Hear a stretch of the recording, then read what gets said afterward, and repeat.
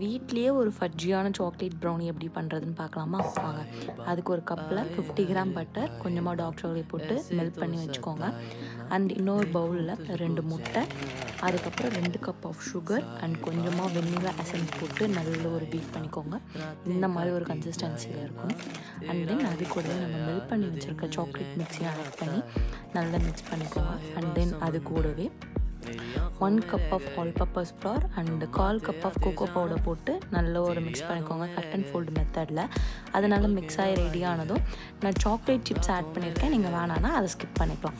Chocolate chips போட்டு நல்ல ஒரு மிக்ஸ் பண்ணி அதை ஒரு பேக்கிங் ட்ரேயில் மாற்றி அதை நல்லா செட் பண்ணி மேலே வந்து டாப்பிக்ஸ்க்கு நான் வால்நட்ஸும் சாக்லேட் சிப்ஸும் போட்டிருக்கேன்.